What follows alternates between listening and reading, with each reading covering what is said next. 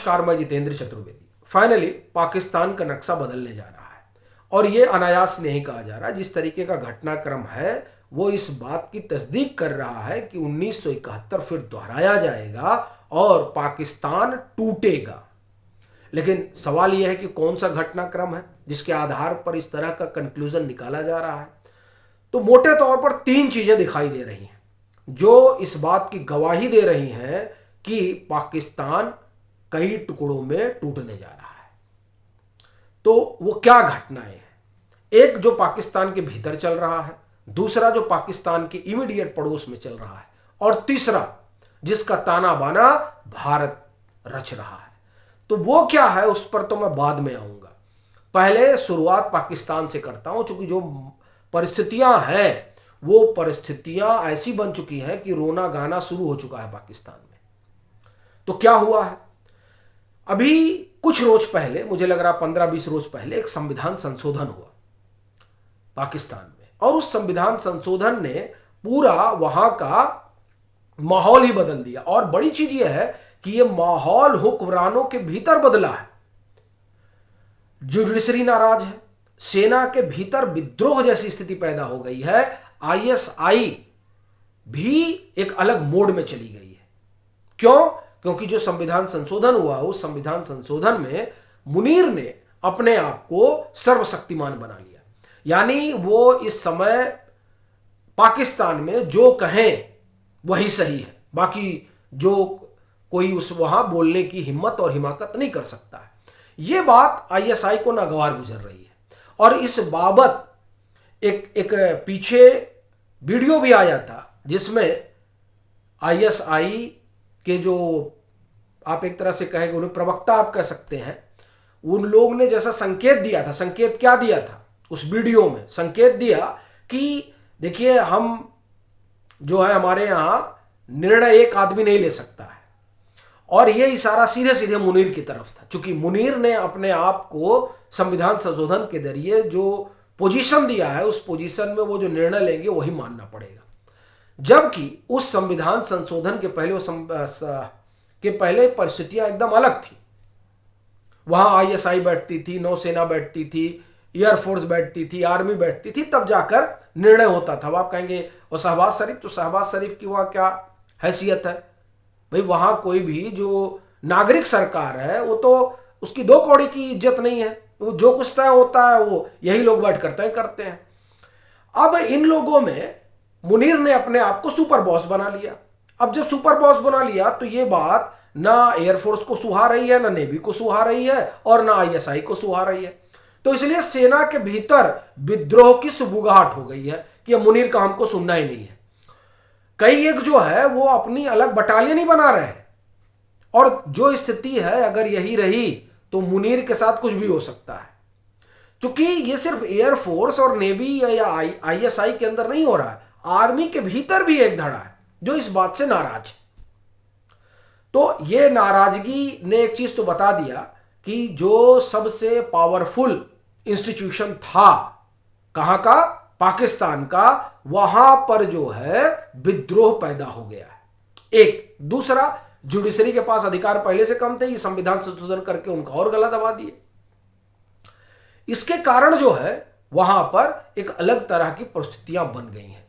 और ये परिस्थितियां पाकिस्तान के विघटन को जन्म देंगी। ये इसलिए कहा जा रहा है क्योंकि देखिए, वहां हर जगह जो कुछ चल रहा है ना, वो सेना ही कर रही है। अब अगर सेना में ही फूट पड़ गई है और सेना का एक अंग ये मानकर चल रहा है कि मुनीर जो है वो अति कर रहे हैं और अपने मन से सारा निर्णय लेंगे, तो जो सेना जहां पर लगी है उसे वो अपनी टेरिटरी घोषित कर देगी। ये कोई नई बात उनके लिए है नहीं।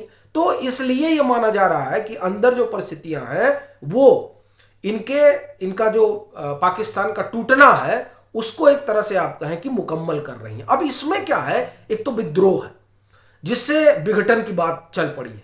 दूसरा, पानी को लेकर बड़ी मारामारी है। बमुश्किल 30-35 दिन का पानी बचा हुआ है पाकिस्तान के पास कंज्यूम करने के लिए। क्यों? क्योंकि साहब इधर सिंधु जल समझौता जो है वो लंबित हो रखा है। इसका मतलब यह हुआ कि वहां जनता में विद्रोह भड़केगा और वो विद्रोह जो है वो असल में इसी दिशा में ले जाएगा। किस दिशा में? वहां के विघटन की दिशा में। क्यों? क्योंकि साहब जब विद्रोह होगा तो उस विद्रोह में ये जो पानी रुका है इसका कारण कौन है? मुनीर है। मुनीर ने ही पहलगाम की घटना करवाई, और वो घटना इसलिए करवाई गई ताकि उसको कुछ पैसा पूसा मिल जाए, और वो जो सर्वशक्तिमान बनना चाहता है उस तरह से वो सर्वशक्तिमान बन जाए और उसके सर्वशक्तिमान होने को वैधता प्रदान हो जाए। इसीलिए उसने पूरा स्वांग रचा। लेकिन उस स्वांग का हासिल ये हुआ कि जनता को उसका खामियाजा भुगतना पड़ रहा है, और सेना को जो है मुनीर का ध्वंस जो है वो देखना पड़ रहा है। ये दोनों ही चीजें वहां विघटन की एक तरह से आप कहें कि कहानी लिख रही हैं। इसी बीच क्या हुआ कि अफगानिस्तान को इन्होंने छेड़ना शुरू कर दिया। किसने? मुनीर ने। मुनीर तो कह रहे हैं ना कि हम तो मिट्टी फेंक देंगे तो मिसाइल बन जाएगी। तो जो मिट्टी फेंक देंगे मिसाइल बन जाएगी, ये वाला जो कंसेप्ट है वो वहां पर जो आप एक तरह से कहें कि सेना में कट्टरपंथी माइंडसेट है उसको ठीक लग रहा है कि हाँ नहीं सही बात कर रहे हैं। तो अब वो मिट्टी लेकर फेंकने गए कि वहां डुरुंड लाइन पर कि मिसाइल बन जाएगा। पता चला मिसाइल तो नहीं बना, लेकिन जो अफगानिस्तान की तरफ से मिसाइल और गोला चला उसमें पाकिस्तान की सेना जो है वो धराशायी हो गई। और अब अफगानिस्तान कह रहा है कि हमको ग्रेटर अफगानिस्तान बनाना है, यानी हमको खैबर पख्तून भी चाहिए और हमको बलूचिस्तान भी चाहिए। और इधर बलूचिस्तान कह रहा है कि साहब हम तो स्वतंत्र हैं। तो बलूचिस्तान कह रहा है हम स्वतंत्र हैं, अफगानिस्तान कह रहा है कि हमको ग्रेटर अफगानिस्तान बनाना है तो हमको खैबर पख्तून चाहिए। और अंदर खाने क्या है, मुनीर के खिलाफ ही विद्रोह हो रखा है। यह पूरी परिस्थिति बनी हुई है। जनता सड़क पे आ जाएगी, 30 दिन बचे हुए हैं उसमें। अब इस पृष्ठभूमि में आप देखिए कि मुनीर ने क्या खेल किया। मुनीर ने इन सारी परिस्थितियों को देखते हुए बांग्लादेश में कैंप बनवाया जैश और लश्कर का, और वहां से जो है भारत के खिलाफ क्या करा दिया? हमला करा दिया कि साहब वहां जो है पहुंच जाओ और बम पटाखा फोड़ो, इससे जो है तुम्हारा बदला पूरा हो जाएगा। अच्छा, इनका बदला पूरा हो जाएगा और मुनीर ने जो अपने आकाओं से वादा किया है वो वादा पूरा हो जाएगा। लेकिन इनको ये भूल गए थे कि साहब भारत छोड़ेगा नहीं। अच्छा, इन्होंने होशियारी पूरी की। होशियारी ये की कि अगर बांग्लादेश से होगा तो भारत मेरा क्या करेगा, वो तो बांग्लादेश में जो करना होगा करेगा। एक दूसरा, इन्होंने उसमें आईसीएस को घुसा दिया, अलकायदा को घुसा दिया।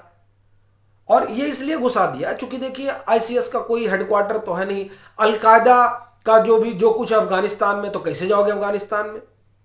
ठीक है, वो तो आपका मित्र है, और आईसीएस का कोई मुख्यालय है नहीं। लेकिन ये सब चतुराई में आईएसआई के जो इस समय सुपर बॉस है यानी मुनीर, ये भूल गए कि ये भारत है और यहां कहने से अजीत डोभाल है, कोई मुनीर नहीं है जो ये कहता है कि जो है मिट्टी फेंक देंगे तो वो मिसाइल बन जाएगा। वो अजीत डोभाल है, सरकार प्रधानमंत्री नरेंद्र मोदी की है। तो यहां कुछ ऐसे नहीं चलता है, यहां जो है सब कैलकुलेशन होता है। तो अब साहब जांच पड़ताल शुरू हुई दिल्ली धमाके की। जब जांच पड़ताल शुरू हुई तो अल्टीमेट एक बात साफ हो गई कि ये सब कराया किसने है? पाकिस्तान ने। पाकिस्तान ने कराया है तो क्या करना है? एक धक्के की जरूरत है। एक धक्के में पाकिस्तान बिखर जाएगा।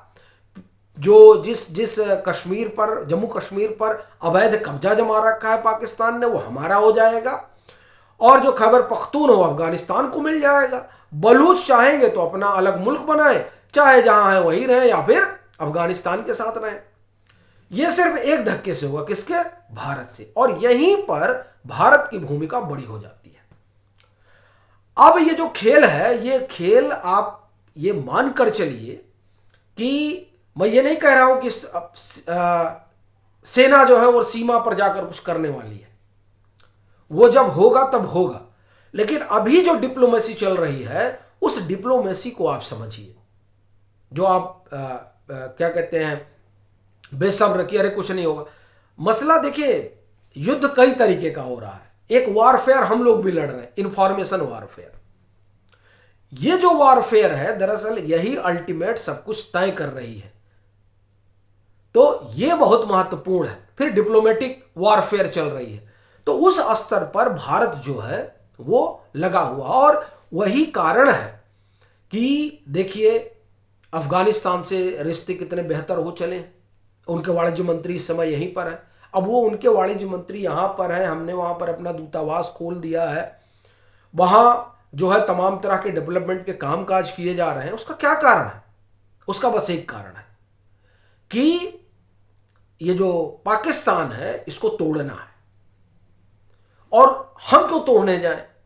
भाई अफगानिस्तान खाता पीता है। अफगानिस्तान तो जिस अपनी टेरिटोरियल जो है वो सॉवरेंटी की मांग कर रहा है, उस टेरिटोरियल सॉवरेंटी में जो है खैबर पख्तून आता है तो हम उसके टेरिटोरियल इंटीग्रिटी का सम्मान करते हैं, भारत सरकार कहती है। अब अगर अफगानिस्तान को लगता नहीं खैबर पख्तून हमारा है तो ले, हमको क्या दिक्कत है और हम उसमें क्यों बोलने जाएंगे? हमारा मित्र है तो हम उसकी टेरिटोरियल इंटीग्रिटी का सम्मान करेंगे।